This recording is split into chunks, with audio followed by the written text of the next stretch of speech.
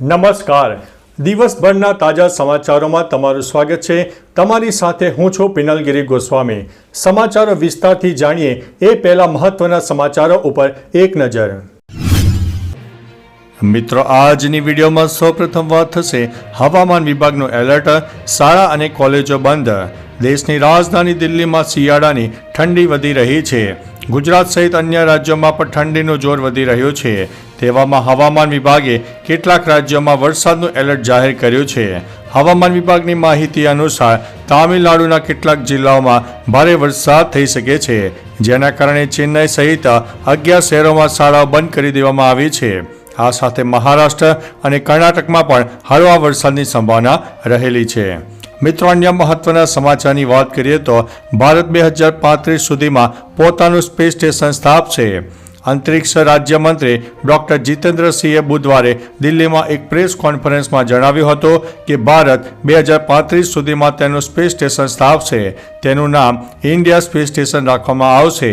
આ સાથે 2040 સુધીમાં એક ભારતીયને ચંદ્ર પર મોકલવાની યોજના છે. 2025ના અંત સુધીમાં અથવા તો 2026ની શરૂઆતમાં ગગનયાન મિશન હેઠળ પ્રથમ ભારતીય અવકાશયાત્રી અવકાશમાં જશે. મિત્રો, અન્ય મહત્વના સમાચારની વાત કરીએ તો રિટાયર્ડ જેલરના ઘરે ટોળાએ ફાયરિંગ કરીને મચાવ્યો છે આતંક. પાટણ જિલ્લાના રાધનપુર શહેરની રામદેવ સોસાયટીમાં રાત્રે રિટાયર્ડ જેલર કરશન રબારીના ઘરે 5 થી 6 ઈસમોએ રાત્રિ વેળા 2 રાઉન્ડ ફાયરિંગ કરીને આતંક મચાવ્યો હતો. આ સાથે 2 જેટલી ગાડીઓને નુકસાન પણ કર્યું છે. રિટાયર્ડ જેલરના ઘરના બારીના કાચ ફોડીને તોડફોડ કરી હતી. બનાવની જાણ થતાં ઘટના સ્થળે પોલીસ પહોંચી ગઈ હતી અને આસપાસના સીસીટીવી કેમેરાના આધારે તપાસ હાથ ધરવામાં આવી છે.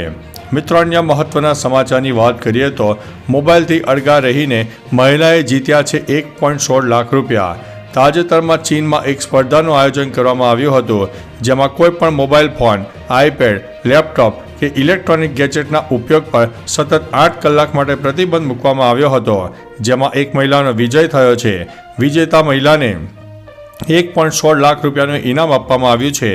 તમને જણાવી દઈએ કે સ્પર્ધા માટે 100 લોકોએ અરજી કરી હતી. સ્પર્ધા વખતે સૂવાની મંજૂરી ન હતી. મિત્રો, અન્ય મહત્વના સમાચારની વાત કરીએ તો માત્ર 2 દિવસ બાકી છે. કરી લો આ કામ. આધાર કાર્ડ અપડેટ કરવાને લઈને સરકાર તારીખો લંબાવીને લોકોને તક આપી રહી છે.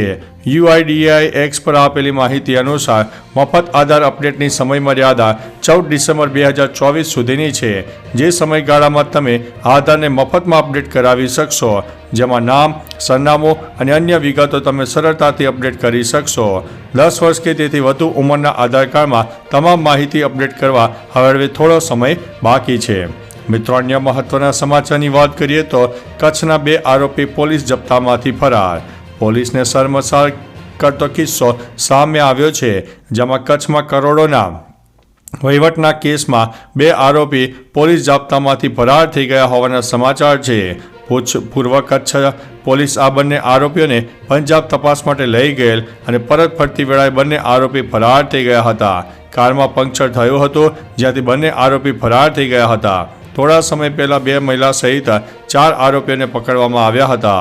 પોલીસે ફરાર આરોપીઓની શોધખોળ હાથ ધરી છે. મિત્રો, અન્ય મહત્વના સમાચારની વાત કરીએ તો લ્યો બોલો, ગોપાલ નમકીનના છે ગોટાળા. ગોપાલ નમકીનમાં આગ લાગ્યાની ઘટના બની હતી. આગ પર કાબુ મેળવવા 10 જેટલા ફાયર ફાઇટર ઘટના સ્થળે પહોંચ્યા હતા.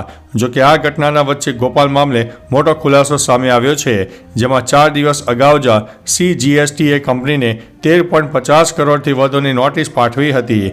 આગનું કારણ હવે શંકાના દાયરામાં છે કે આગ લાગી હતી કે લગાવવામાં આવી હતી. ખાસ કે આ ઘટનામાં કોઈ જાનહાનિના સમાચાર નથી. કંપનીમાં 2000 જેટલા કર્મચારીઓ કામ કરે છે. મિત્રો, અન્ય મહત્વના સમાચારની વાત કરીએ તો બાળકો પેદા કરવા અઠવાડિયામાં 3 રજા મળશે. જાપાનમાં જન્મદર ઘટી રહ્યો છે, જેમાં સુધારો લાવવા માટે સરકારે નવી પહેલ કરી છે. જાપાનની રાજધાની ટોક્યોમાં આવતા વર્ષથી અઠવાડિયામાં માત્ર 4 દિવસ કામ અને 3 દિવસ રજાનો નિયમ લાગુ કરાશે. લોકો બાળકો પેદા કરે તે માટે અઠવાડિયામાં 3 દિવસની રજા મળશે. ટોક્યોના ગવર્નરે આ જાહેરાત કરતાં કહ્યું છે કે આવતા વર્ષે એપ્રિલથી સરકારી કર્મચારીઓ પાસે અઠવાડિયામાં 3 દિવસ રજાનો વિકલ્પ હશે. મિત્રો, અન્ય મહત્વના સમાચારની વાત કરીએ તો ગુજરાતની આ પંચાયત સમગ્ર દેશમાં પ્રથમ ક્રમે આવી છે. ગુજરાત માટે ગર્વના સમાચાર સામે આવ્યા છે. પંચમહાલ જિલ્લાની વાવકુલ્લી 2 પંચાયતને સુશાનની શ્રેણીમાં સમગ્ર દેશમાં પ્રથમ પુરસ્કાર પ્રાપ્ત થયો છે. દીનદયાળ ઉપાધ્યાય પંચાયત સતત વિકાસ પુરસ્કાર 2024 અંતર્ગત રાષ્ટ્રપતિ દ્રૌપદી મુર્મુના હસ્તે આ પુરસ્કાર આપવામાં આવ્યો છે. સીએમ ભૂપેન્દ્રભાઈ પટેલે ગ્રામજનોને અભિનંદન આપતા એક ઉપર એક વિડીયો પણ શેર કર્યો છે. મિત્રો, અન્ય મહત્વના સમાચારની વાત કરીએ તો લવ જેહાદને લઈને હર્ષ સંઘવીનું મોટું નિવેદન સામે આવ્યું છે. અમદાવાદના પાલડીમાં વિશ્વ હિન્દુ પરિષદના નવા કાર્યાલયના ભૂમિપૂજન પ્રસંગે ગૃહમંત્રી હર્ષ સંઘવી હાજર રહ્યા હતા, જ્યાં તેમણે લવ જેહાદને લઈને મોટી વાત કહી હતી. તેમણે કહ્યું છે કે ગુજરાતના ખૂણે ખૂણે ભૂપેન્દ્રભાઈ પટેલનો દંડો લવ જેહાદની સામે છે અને પોલીસ કાર્યવાહી પણ કરી રહી છે.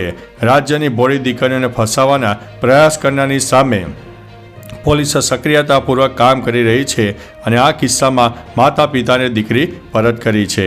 તો ચાલો મિત્રો, ફરીથી દેશ અને દુનિયાના સુપરફાસ્ટ સમાચાર લઈને મળતા રહીશો. ત્યાં સુધી અમને રજા આપશો. નમસ્તે.